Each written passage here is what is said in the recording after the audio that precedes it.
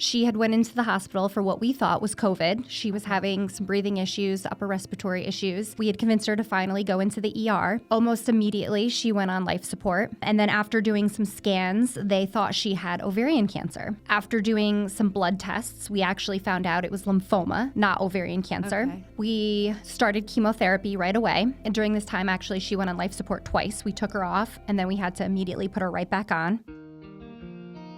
Welcome to A Place of Yes, a podcast about how I moved through my darkest hour.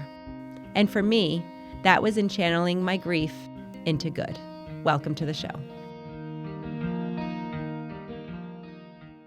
Hey guys, it's Heather Straughter, your host of A Place of Yes. In this week's episode, we are having a conversation with MacKenzie Zarzycki.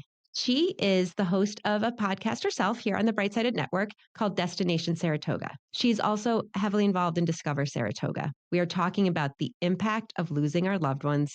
We are talking about the importance of honoring memories, and we're talking about the different ways that everybody copes with grief. MacKenzie emphasizes the importance of allowing oneself to grieve authentically. And while that's something we talk about on the show, she really nails it because she knows what she needs from herself and what she needs from other people to work through this grief process. She talks about the loss of her mom that came on pretty suddenly. She talks about the conversations she has with her children and the way that they remember her. It is a really meaningful conversation. I hope you enjoy it. And lastly, this episode is brought to you by Saratoga Casino Hotel. As you know, if you listen to this podcast and if you're involved with Jake's Help from Heaven, they have been day one supporters of our work. And we are just grateful that they support this podcast as well.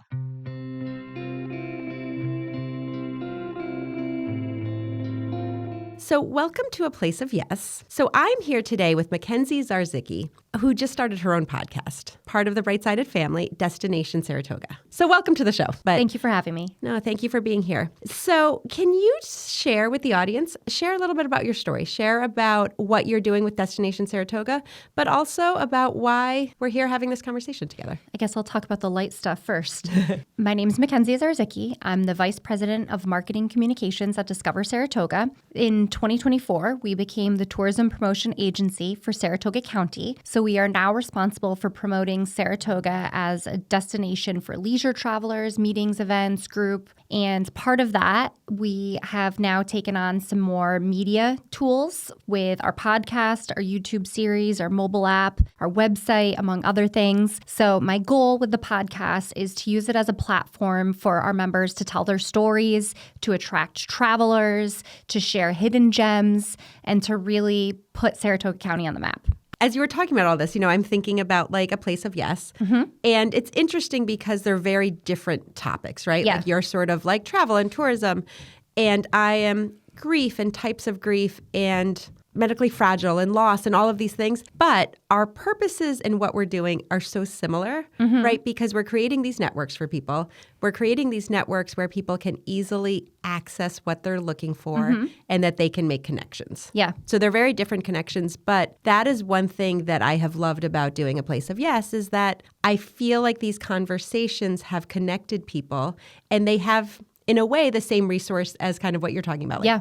maybe they don't need it right now, but they've got this toolbox of like when I do need it, or where can I go to learn more, or where can I go to hear somebody talk about what I need to hear or what I want to talk about, which leads me then to you, right? Like I think everybody has a grief story to some degree. I know a little bit of your background and you shared a little bit with me like in the survey and stuff, but you lost your mom. Mm-hmm. And your mom was your person, right? Like, Yes. Can you talk a little bit about that? Yes. So I was 34 years old when my mom passed away in 2022. I had a 2-year-old daughter at the time, and I was 3 months pregnant with my son. And it hit me like a ton of bricks. In May, around May 23rd, I think it was my brother's birthday, she had went into the hospital for what we thought was COVID. She was having some breathing issues, upper respiratory issues, and we had convinced her to finally go into the ER. Almost immediately, she went on life support. They said she had either pneumonia or some sort of upper respiratory issue and was kind of drowning in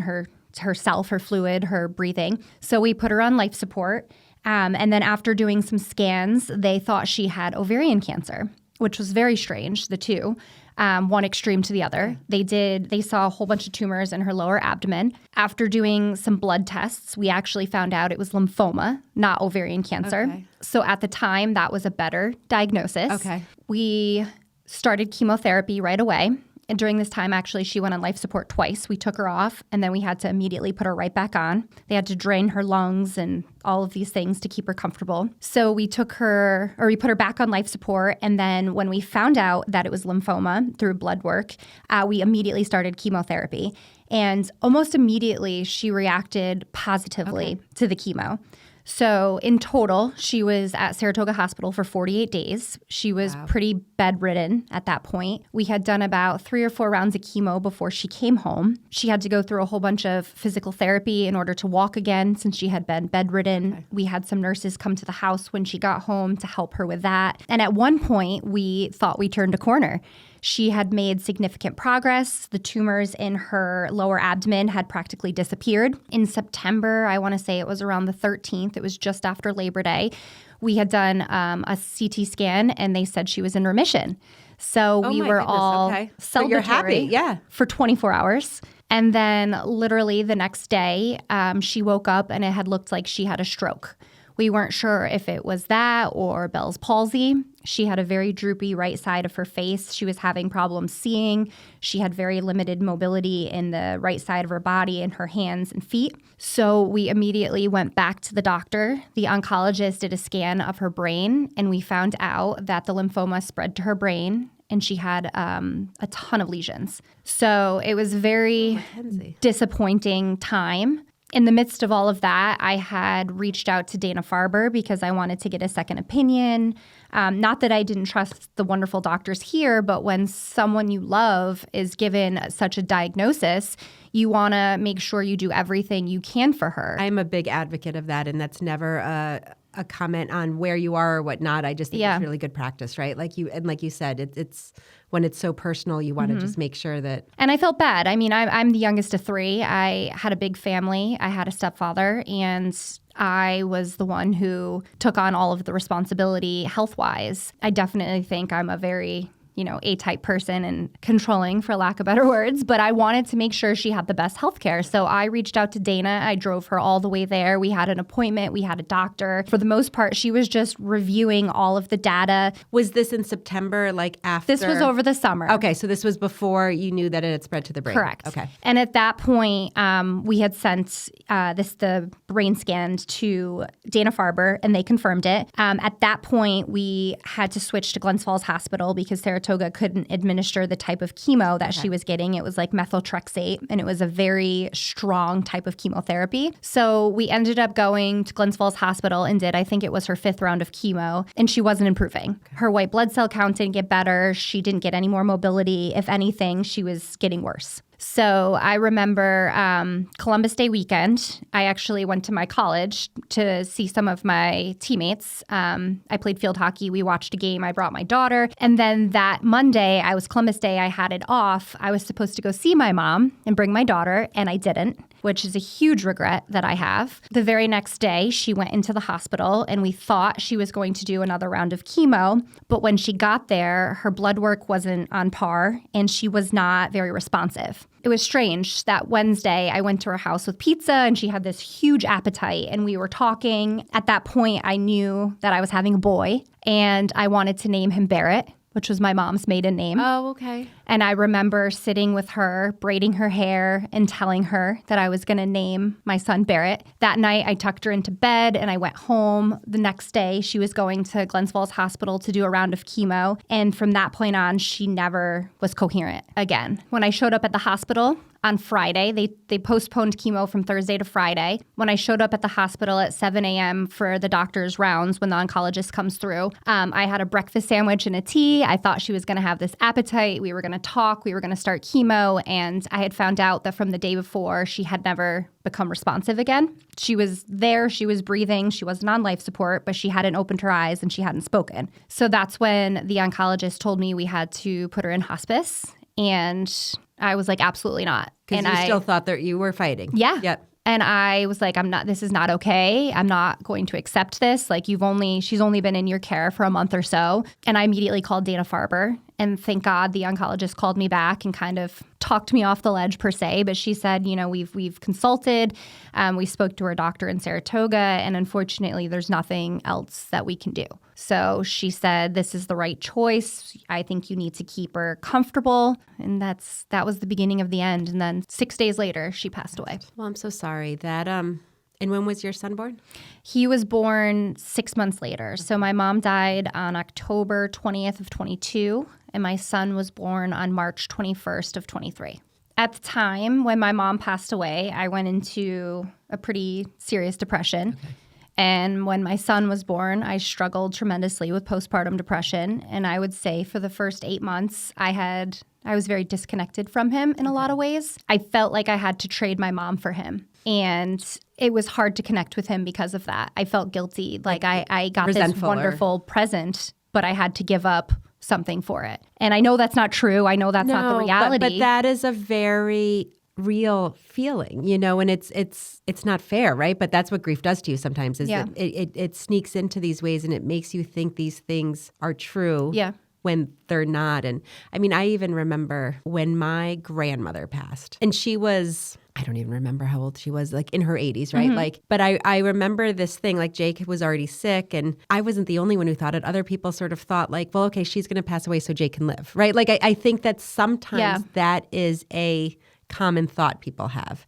And whether it's for comfort or if it's out of anger or whatever it is, it's an interesting thought. I think it's our brain's way of trying to rationalize what's happening to us. At least that's the way my brain works a lot of the time. It's why did this happen to me? Why there has to be did a reason, she get right? sick? Yeah. Why did she have to die? I am not the kind of person who can just accept that's life. That's the circle of life. Shit happens. No, like you want to know why or how. I want a reason, and I want to fix it. I'm a fixer. So it was really hard. And God, the last 2 years of my life, my mom passed away. And then less than a month later, my dog died suddenly. My dog I had for 12 years, and she was like my first child. Yeah. And then my son was born, and I was struggling with postpartum depression. I had this crazy shift in family dynamics. I was already feeling so alone, so lost, so confused. And then 10 months from the day my mom died, my stepfather had a heart attack and passed away unexpectedly. So it was just wave after wave of grief, and I couldn't catch a breath. I couldn't catch a break. Well, because you never get the chance sometimes then to you're not that you're ever through grief, but you're in it, and then you're in it again, and then you're in it again, and it's And it's hard to grieve each one. Like I look back, and losing a pet is so small in the grand scheme of things, but I couldn't even grieve my dog because I was so raw from my mom. And then my stepfather passed away, and I was still grieving my mom. And there are moments when I look back and I'm like, wow, I never dealt with that. I never sat in that grief because something else happened so quickly. Because you're jumping from episode to episode. Almost. And then you throw in families and estates and all of those other very minute things, and it clouds.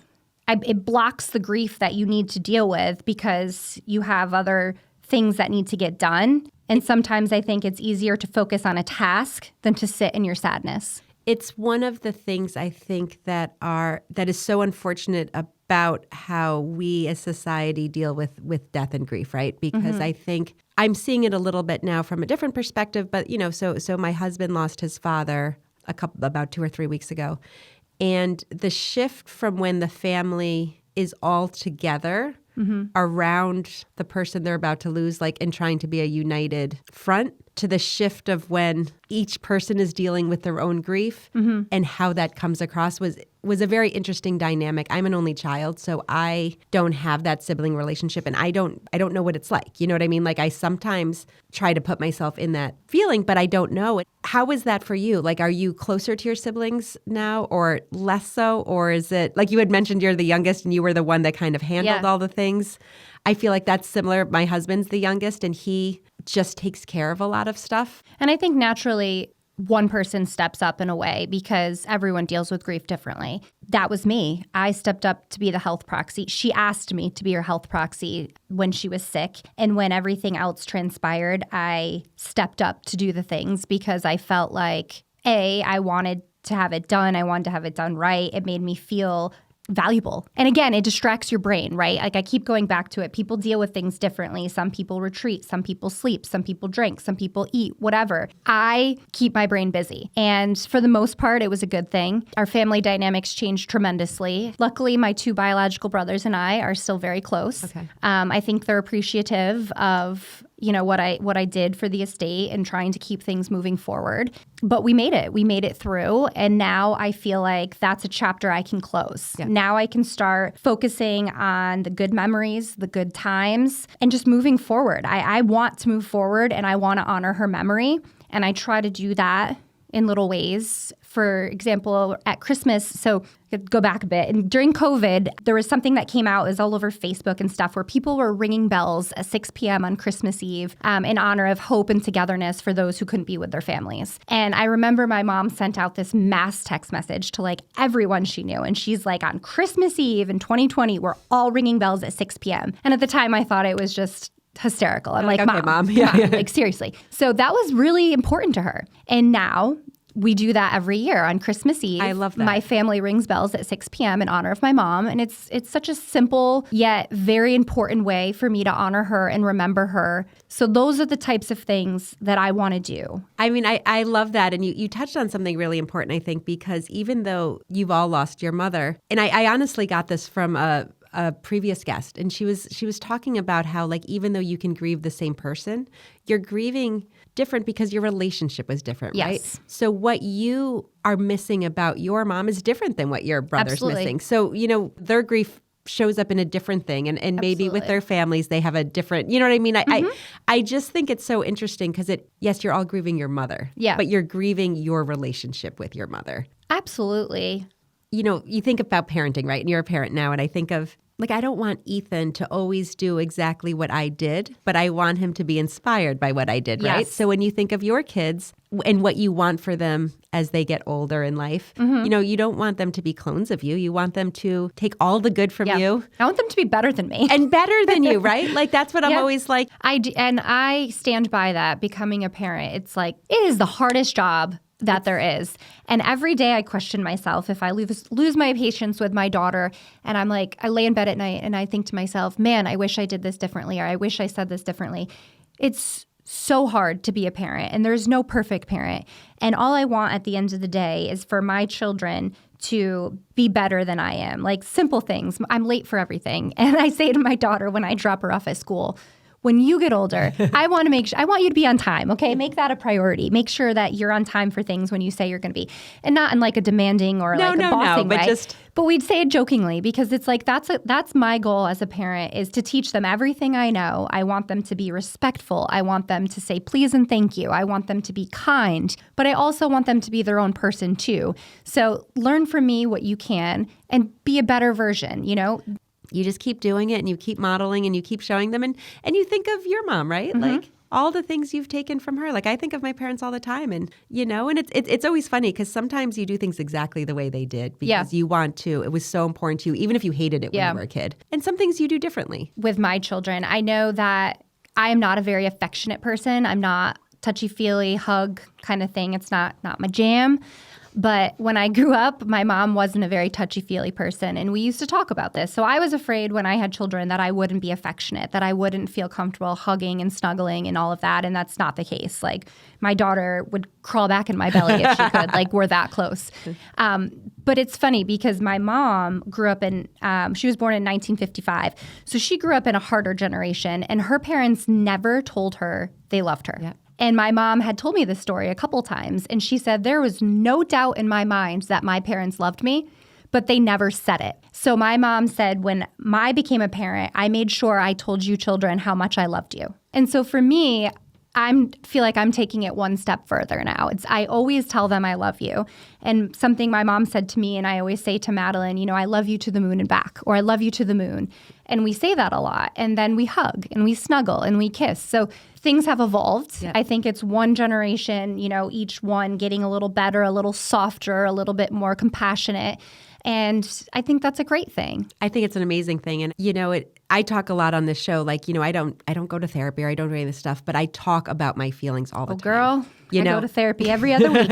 Lots of people do. I just don't. Yeah. But I talk things through. I have great friends who I will go on my hour walk with each morning at the crack of dawn. We kind of laugh sometimes. It's where we vent, or you just sometimes you just got to put stuff out there. Totally. I will say the whole shift in the change of when I was a kid, mental health wasn't really a thing you talked about. Certainly not when my parents were kids. Yeah. But now we talk about it with Ethan, and do I talk about it as much as I should? I don't know. But I feel like we have made it a more comfortable space, right?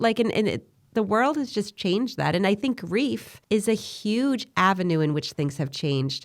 I talk about it a lot on this show of even in the 15 years since Jake has been gone, in the beginning, there wasn't a lot of talking about it. Part of why I was I kept so much I don't want to say I kept it bottled up, but I would write these letters and, I still write them sometimes to Jake. But there was a block of time where those letters to Jake were really raw and really angry. And it was almost like therapy for me, I think. Yeah. But because there was no place to have those conversations, so I just wrote these really, and sometimes people would be like, oh, I hate reading that. It's you're so angry. And it would just make me want to throttle people. But having these conversations, right? They're really, and whether you're ready to have them or not, the fact that they exist and that they're out there for people to listen to is helpful. I couldn't agree more. And one of my biggest pet peeves about grief is that people don't often mention the person you lost. Oh. And I think a lot of time people are afraid to mention my mom's name or to bring her up because they think it might upset me.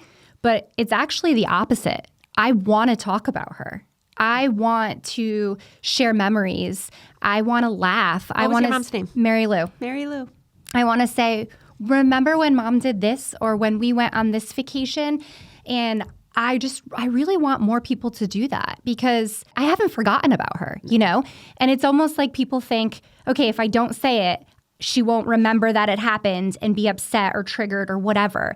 But in reality, when people don't talk about her, it's as if she didn't exist. You are not the only person by any means who has that feeling. I mean, I agree wholeheartedly. And I've had so many guests sitting exactly where you're sitting, where that's exactly and I've joked with some of them because it's oh, wait, I forgot my son died. I can't believe, no, we never forget. We live with that all the time. Mm-hmm. Someone saying Jake's name is not all of a sudden reminding me that I've had this horrible loss. Absolutely. It's just, I'm oh, hey, yeah, let's talk about it.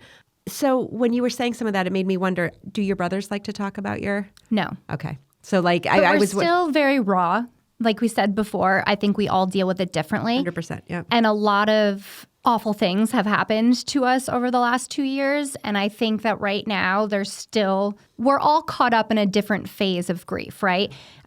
People grieve in different ways. People go through different phases or steps. I know there's so much reading out there about how you grieve. Yeah. And I think it's all bullshit. I think everyone does their own thing, and you can be angry. I go through moments where I am furious, and a lot of it happens at night. I actually have crazy dreams where I'm flipping out, why did you get cancer? Why did you die? Why did you leave me?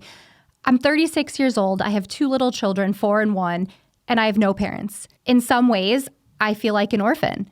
And I'm pissed. The secondary grief is real. People don't talk about that. And I talk about it with my therapist every other week.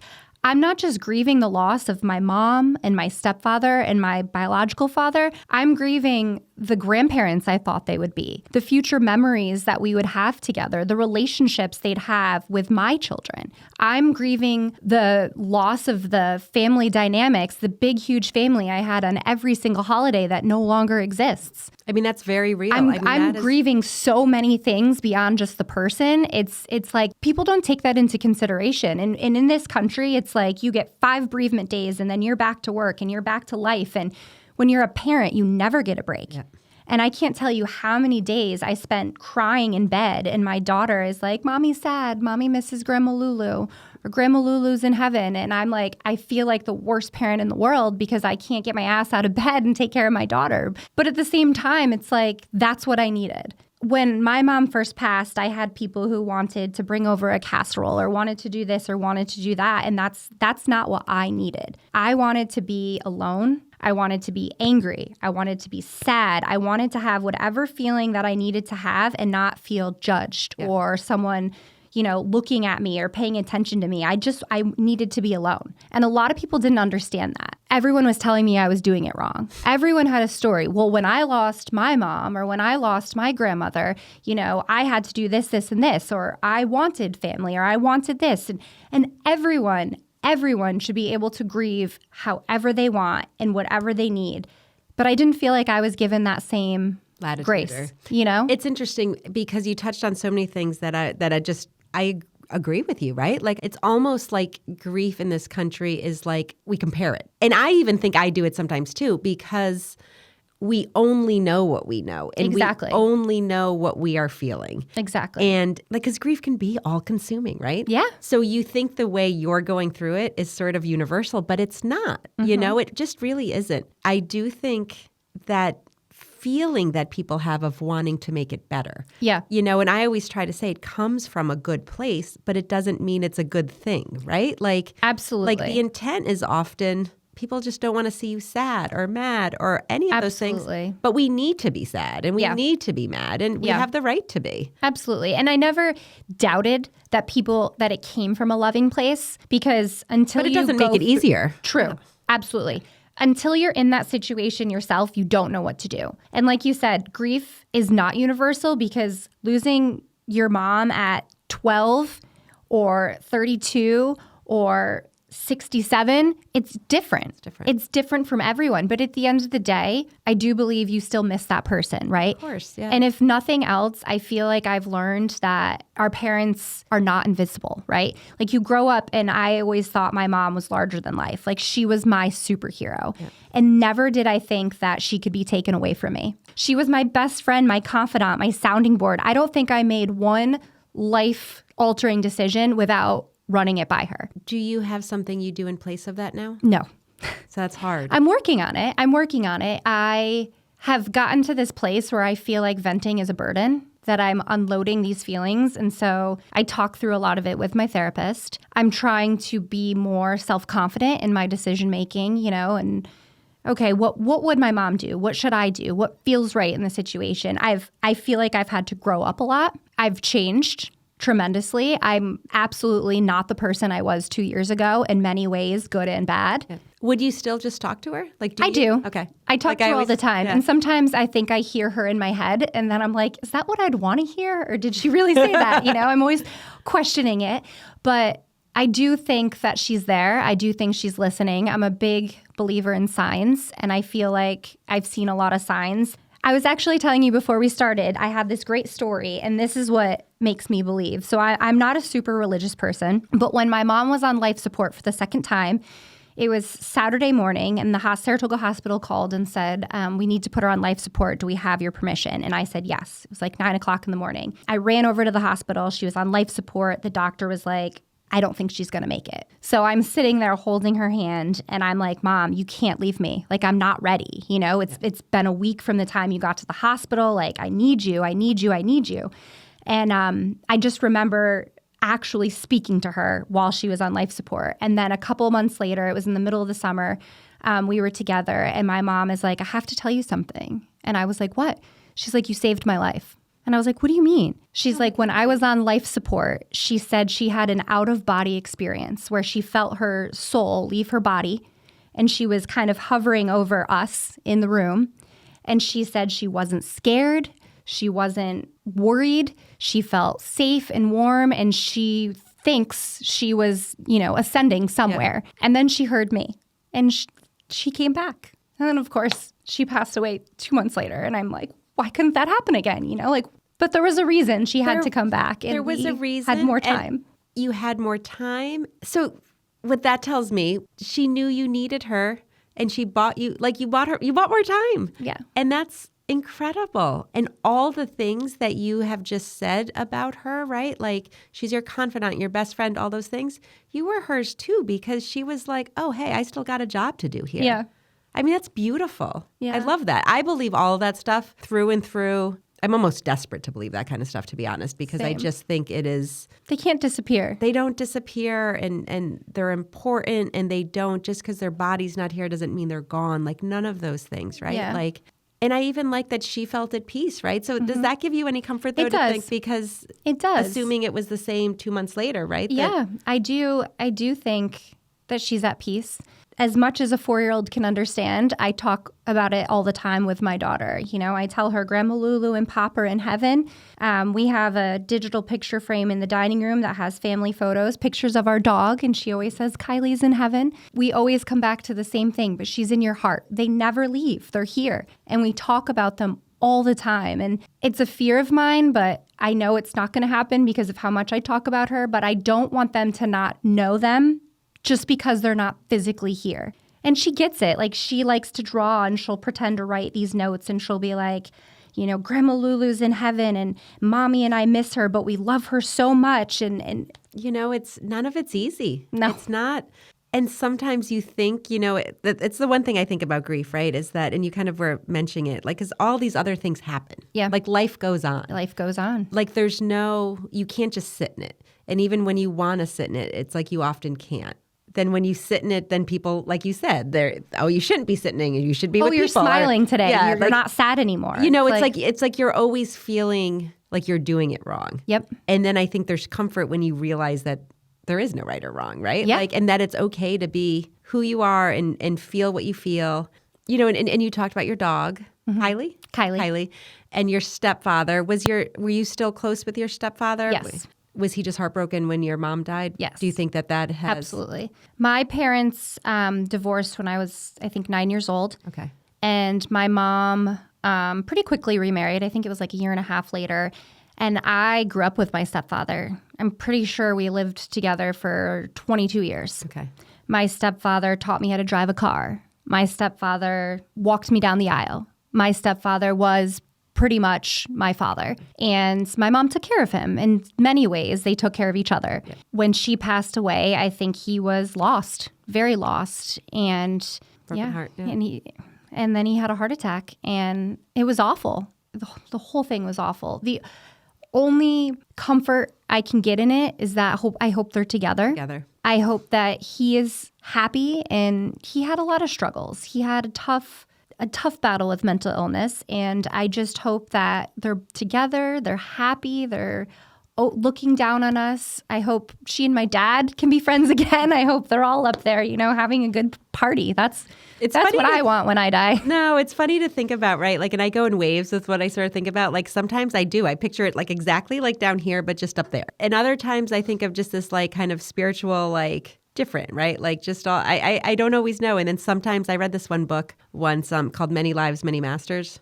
Someone gave it to me right after Jake died. And it's funny because I'm not necessarily into this whole like many lives that, you know, that we keep coming back or whatever. But the way it was written was so compelling, and it was exactly what I needed. You know, how old was I when Jake died? Like 36. I needed it. I needed to think of that. Yeah. And what was interesting about it was it talked about like the different connections you have with people, right? Yeah. And like how sometimes you're so close. And it's, you know, I think about it when you talk about like you and your mom. Well, maybe like in a different life, like you guys were best friends, or maybe in a different life. Like it's interesting. It's this idea that some people, it's like you've known them forever. Yes. And it is like you've known them forever because in a previous life you were, I don't know, like connected, friends or even like animal. Like, I don't know. Like, I don't always buy into it, but I just think there's such comfort in it. It definitely puts your brain at ease when you're thinking that person's not here. They got to be somewhere better, they're right? somewhere. Well, and it's like they're not. I think the one thing I say I know for sure, and I don't know for sure, but they're not gone. Like, you know, you don't just, you live on, if no other way, you live on in like the things you're doing, in the way you are talking to your the memories, to Madeline all the time, and the way you're wanting people to listen to your memories and share your memories and ask about her. Like, those are all ways in which we keep them alive. Absolutely. Whatever pattern, whatever stages you need to go through, you have to experience them in full. Like, you have to let it out. And that's something I talk about with my therapist a lot. It's like, post-holidays always get me. I feel like I use all of my energy and emotions to, you know, make sure we have the groceries for Thanksgiving, cook all of the meals, be present, and then the next day, depressed. Yeah. Christmas, it's like you spend an entire month getting ready, buying presents, wrapping presents, doing all the things. You celebrate Christmas, and then the next day, depressed. Yeah. So rather than letting that take over weeks, I'm trying to just be present in it and be sad. Yeah, Christmas was wonderful. My kids were so ecstatic. Barrett's still learning at 1. He's like, what are all these things? But Madeline was just thrilled. And it was so fun to be on the flip side of the giving versus receiving side of it, right? It was lovely. It was sad too. You can be sad and you can be happy in the same moment. I am so happy for my children. I'm so grateful that we could give them these presents. I'm grateful for my husband's family and that we could have a wonderful dinner together and be together as a family. But I'm also really sad that my mom is not at the table. And that is, we talk about that all the time. And that's actually like one of the tenets of this show and of my sort of personal life, like my parenting style of everything. Because I do think people feel like you can only do one thing. Yeah. But no, like life is this complex world that we're in. And you can experience great joy.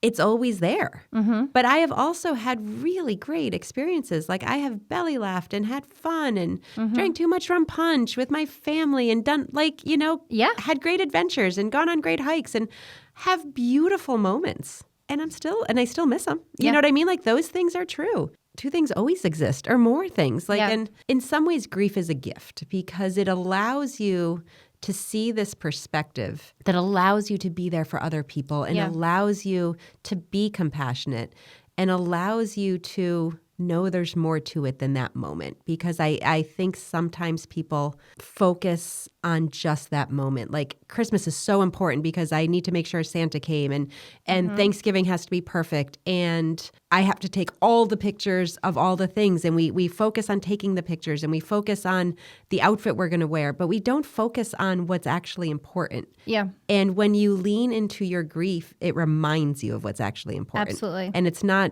how many presents Santa brought. It's that you're all sitting there in that moment. Grief has softened my edges. And the more I lean into it after all these years, it has just made me truly see what's important and value it. And I think that not enough people let it guide you. Like, let it guide you, right? Like, let it be what you need. I say this all the time, too. I would give $1 million to, like, be way less enlightened and have my kid, and just be a super shallow mom that showers both kids with all the things. But that's not it. That's not the way it works. And I don't know. I couldn't agree more. And the compassion is something that I think grief does give you, right? We are fortunate to be here. And sometimes bad shit happens. Yeah. And it's a lot of times bad shit happens. Going to happen to everyone. I mean, look what's happening in LA. Bad things happen all the time. And I think when we put ourselves in these bubbles that it only happens to us or it doesn't happen, like that's just, unfortunately, that's how life is, right? But the compassion is a huge thing. Like if you haven't been through it, it's hard to be able to say to someone who lost someone, I'm sorry, And when you've been through it, there's no words that you can say that will make the situation better. I'm here for you. You want to talk? I'll listen. You just want to cry? Here's my shoulder. And I've noticed going through this, the friends that get it and some of the friends who don't, right? Like in the beginning, it feels like everyone wants to step up with food or flowers or this or that. And then there's people who still reach out and say, hey, how are you? How are you feeling today? And that means a lot. There's so many lessons, and it's the compassion and it's the understanding and putting yourself in other shoes. But you can still be pissed off, but I just think it reminds me of expectations. My mom and I often had conversations about expectations because I would feel that people would let me down, right? Like I would meet someone and I would think the world of them, or it could be a family or friend or something, right? And because you would do something a certain way, you expect others to do them a certain way. And when that doesn't happen, you're let down. Yeah. So something that I have tried to work on my whole adult life, but more importantly, the last couple of years since I lost someone, is trying to eliminate that expectation in my head. And that's something that was really hard for me to comprehend when I lost my mom. It was like, this is how I need to grieve. You all should get it. Like, jump in line, and everyone's different. Well, and it's so true. And it's like how we all put ourselves at the center of it, right? It's not about people letting us down. It's about people doing what they need to do. And sometimes it doesn't look the way we think it should look, but it doesn't mean that it's, I don't know. I think we have to focus inward instead of looking for things outward. Exactly. And I am guilty of it all the time. Like I just said, I have a mental list of people who didn't reach out on December 8th. Like I am not perfect at following my own thoughts, but I also know that leaning into it that I need to not take some of this personal. I need to just accept that people are where they are and I am where I am, and I can move through things better if I let some of it go. And focusing on yourself, I think that's a huge part, because we can't control others. We can't control what they do. We can't control how they're going to react. What we control and thank goodness, is how right? we Like feel. we can hardly, like controlling how I feel about things is enough of a task. Totally. Like if I had to control everybody's feelings, I know. then I'd be really exhausted. Keep it together, MacKenzie. Keep it together. So I think if we all just kind of focus on what we need to do to be better, to be a better human, to be a more compassionate friend, to not make someone's grief about us, but about them. Yep. If we individually do that, then we don't need to do it for other people, or we don't need to tell other people what they need to do. Easier said than done. Totally. Totally. Sometimes I fight the signs and the feelings, and I always second guess. Like I like to go to mediums. I like to have conversations and stuff. So I feel like she's here. And sometimes, you get some clarity on some things. But sometimes I also question all of the signs. But there have been so many signs that have happened over the years that I just can't deny. No. Like the first Christmas after she passed away, I was at Target. And I was walking down the aisle, and the Target employee who walked by me had a walkie-talkie. And the person on the walkie-talkie goes, "Mary Lou's got it." And I just stopped in my tracks and was like, "Okay, Mom, I'm listening," And there have been other times when I see a cardinal. I remember I saw this family of cardinals in the tree outside my house, and one of them was brown. And I was like, well, that's weird. Like all the other ones have these bright colors, right? Like bright red feathers. And I think I might have been telling my therapist about it. And I was like, it was so weird. There's this like ugly brown bird in the tree. She's like, that's a female cardinal. Yeah. So there's my mom males are red, hanging out with all the males, all the men who've passed away, and she's still leading the pack. I am 100% here for all the signs. I lean into them. I love them. I think they're real. I think it's their way of letting us know they're around. And I love I love it. I'm really in touch with it. And I just think it's all good feelings, right? Yeah, I think it helps us survive. We do a segment called Ask Heather Anything, in which case now you get to ask me anything. Ask you anything. I know. So what do you do to honor Jake? What are some of the traditions or? Oh, we do a lot, So we, in this sort of, I don't know if it's more obvious, but like in the more like public way, we have a nonprofit, so he passed away in December and we were incorporated by that March, called Jake's Help from Heaven. Our mission is to create opportunities for those with disabilities and medical challenges to thrive. And we have a board member who always is asking like, what would Jake do? What would Jake need? So he's at the center of all of our work. And we're super proud of that because we have, since 2011, awarded $1.8 million in grants to the local area. So that is, I think, like kind of the public big way in which we honor him. And it's a way in which it allows me to have this real vehicle in which to talk about my son all the time. On another level, we do some smaller things, right? Like we see him as a cardinal. Every time we see a cardinal, we get kind of excited. We used to do this every meal, and now we don't, but we periodically, we cheers to Jake. I don't wear one, but my husband, my son, and his girlfriend wear these red Jake's Help from Heaven bands, and they wear them until they fall off, and then they put a new one on. So I don't know if Brian's on his third or whatever, but wears them all the time. Love that. In the water, in the shower. And honestly, when we were in Jamaica, Brian's current one that he has is, they're bright red, but because of the wear and tear, it's almost yellowish. It's almost like the color of this chair. Ethan's is still pretty red. His current one is still pretty red. So he's like, you need to make sure I have enough of these so that for the whole rest of my life, I always have one to put on. It's been Brian's way sort of from the beginning. It's never been my way because I just don't do that. But, we wear a lot of red because that kind of, because he was a cardinal. Yeah, I've got these red glasses, we find all these ways in which it helps us to think that by doing these things, he is here and he is part of it. And, even when he first passed away, that March, we took Ethan to Disney because it was something we kind of wanted Ethan to experience, but we weren't always sure how we were going to do it with Jake because we couldn't go on a plane. We couldn't do things. But right from the beginning, and it's sort of how we have honored him the last 15 years, it's like we are going to go do things. We are going to see things. We are going to travel in a way that we couldn't when he was alive. Yeah. And we're going to do it, and we're going to bring him with us, So it was 3 months after he had passed. And we brought Ethan, who was 6 by then, but 6-year-old kindergarten Ethan, to Disney. And we just leaned into it and had a great time and did it kind of in honor of Jake. That's awesome. Thank you so much for being a guest on this show. I have loved this conversation, and I'm thrilled that you were on it with me. Thank you. Thank you so much. Thank you for listening to A Place of Yes. Please follow us wherever you listen to your podcasts. If you really like this episode, please share it with a friend. It would make a world of difference if we could just reach more people and share the work that we do and the stories we want to tell. Thank you so much for watching.